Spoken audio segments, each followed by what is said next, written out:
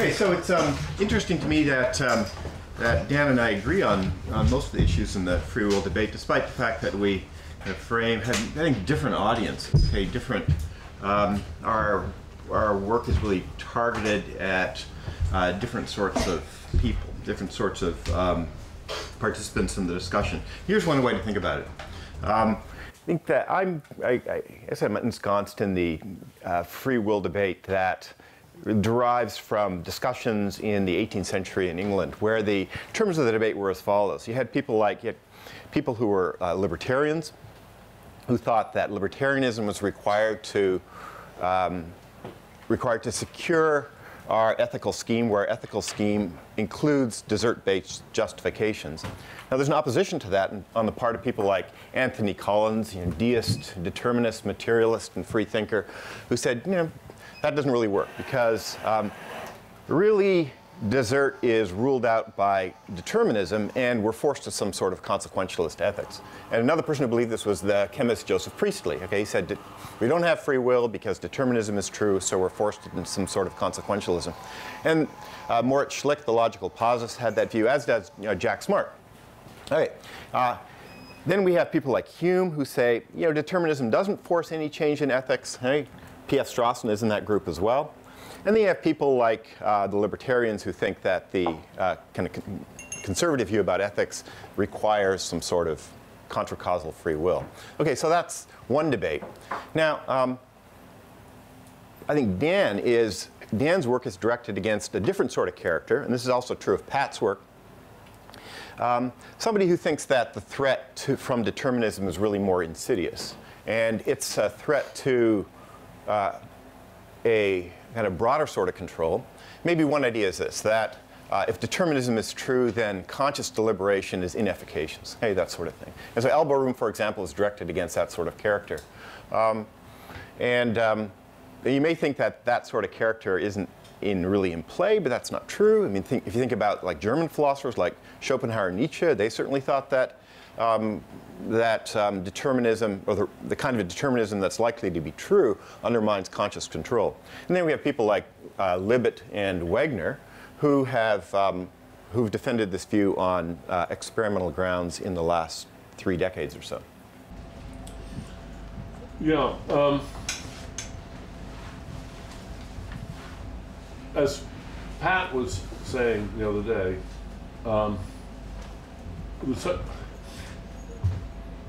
control, or as I say, moral competence, the question that I think really interests most people is whether what we're learning from science shows that we don't have the sort of control required for our lives to have meaning, for our actions to be responsible, for us to deserve either praise or blame or punishment or honor in any way. And the idea that if determinism is true, then all of our choices are sort of only illusory, they're not real choices, is a very powerful intuition in many quarters. And that's the intuition that I've been particularly eager to expose and discredit and show people that compatibilism is not a, as it were, a second-class view that you reluctantly concede or drop it back into when you can't have the real thing, but in fact, the kind of free will you have in a deterministic world is as good as it could possibly be. That the incompatibilist versions of free will are in fact incoherent. It's not as if we can imagine a kind of free will, oh, if only we could have that, then we could be responsible. No, there's no that. There's no coherent view of free will that is not, in fact, available to us, but not to everybody. I think the really pernicious feature in discussions of free will is that perfectly real distinctions between people. Some people have free will, some people don't. that they are disabled in one way or another. That's a very real distinction, and it's important to maintain it. And if you end up denying free will altogether, then you're saying we're all in the same boat with the psychopath and with the madman. And the fact is that's just not true. And if we put the distinction between those that have free will and those that don't in the right place, first of all, I think that's morally much to be preferred because it's more humane. And the idea that, well, nobody has free will, and so nobody really has the rights of citizenship. Nobody has the freedoms to go out and make promises and the rest. I've sometimes put it this way. I don't want to live in a world without promises. Promises are very important, but you got to have free will to make a promise. And there is a kind of free will that we can have consistent with determinism, in which promises are defensible, they make sense, but only those who are up to it some people are not capable of making promises. Actually, Nietzsche had a lot to say about that. I'll stop there. Okay, so I agree with Dan that we do have the sort of free will required for promising and also for conscious deliberation. So he and I are on the same page there. Now, we differ in the following respect, that I don't think we have the sort of free will required for attributions of basic desert. Whereas Dan thinks that maybe that's a bit of a red herring, at least in his own view, because he doesn't believe in basic desert on ethical grounds. Okay? So I also don't believe in I agree with him that there are reasons independent of the free will debate to reject basic desert. Okay? So we're on the same page there, but we get to it through different routes. So now there's this kind of practical question that a lot of the students have been asking me about informally. What can we say about criminal punishment, for example? And maybe here we differ, but I suspect that, I wonder how the free will debate has a lot to do with why we differ. I'm thinking maybe it does. If basic desert isn't in place, you still might think that desert is in place because there's a desert scheme that can be justified, as Dan thinks, on contractualist or consequentialist grounds. And I'm a bit worried about that when it comes to certain kinds of punishment that, at least prima facie, violates people's rights to life and liberty. Right? So I'm very worried about the Kantian objection that you can't use people merely as a means, as I was saying in my response to Pat the other day, if for reasons of protection of society or general deterrence, you kill somebody or put somebody in jail, there's a worry about that. Right? So you may think that worry, you can get around that worry somehow. I'm thinking that you can't get around that worry if retribution isn't in place. So as I was saying the other day, Kant thinks that you can kind of lower the bar, you're going to be allowed to kill people, you can be allowed to put people in jail for retributive reasons, but once the bar is lowered, so to speak, for retributive reasons, the deterrence reasons kick in. Okay, so I'm thinking that because retribution is out, that sort of scheme doesn't work, and you've got to go to something else. So my analogy there is the quarantine analogy. I'm thinking that we do get to protect society against dangerous individuals for the same reason that we get to protect society against carriers of dangerous diseases. And that sort of justification has nothing to do with moral responsibility, because after all, the idea is that we get to quarantine people who carry cholera despite the fact that they're not responsible in any sense for being carriers of cholera. On punishment, Dirk draws a line in an interesting way. He wants to use the quarantine idea to justify incarceration for the protection of society and so forth. I think that's available and makes a good deal of sense, but I actually think there's also a role for incarceration as punishment with a consequentialist justification. And it's in order to maintain deterrence, but there is a better way of thinking of it. It's to think of members of society as, in effect, what I call members of the moral agents club. And there are many privileges that go with being a member of the Moral Agents Club. You have the freedom to make contracts and do what you will and travel and have the freedom of the world, political freedom, but there are responsibilities that go with those rights. And the responsibilities are to obey the laws. And the laws have to have penalties associated with them. That's, I think, even sort of a conceptual requirement. They wouldn't be laws otherwise. And the presumption is that people are rational agents to the extent that they can understand that if they violate the laws, they are liable to the punishments that are attributed to them. Now, the society, as I view it, the ideal is to have a system of punishment which minimizes suffering, minimizes incarceration, consistent with the maximal amount of compliance.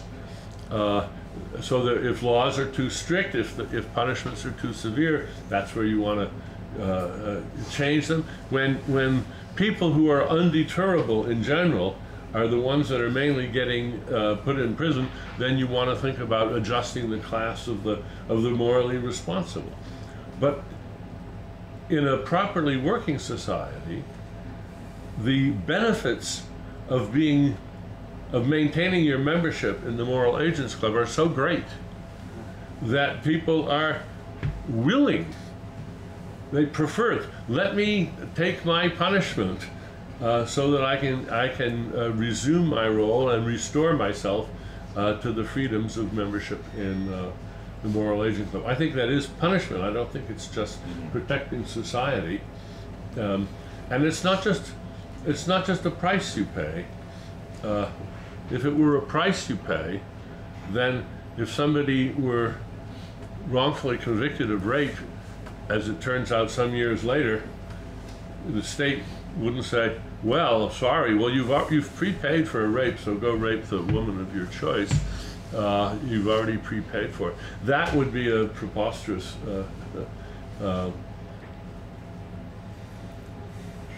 derangement of the law. Okay, so this is the last thing I'll say. So there is a difference between Dan and me there. It's not maybe such a deep difference.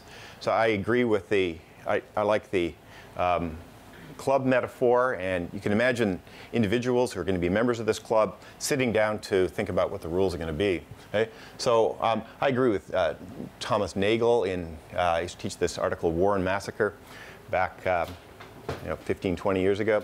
And what he says there is something that I apply to this sort of situation as well, that there are kind of restrictions on what kinds of rules can be made when you're coming up with the rules for the club. And here's one restriction, that we have certain kinds of rights that provide safeguards against harm based on consequentialist justifications. So I want to say that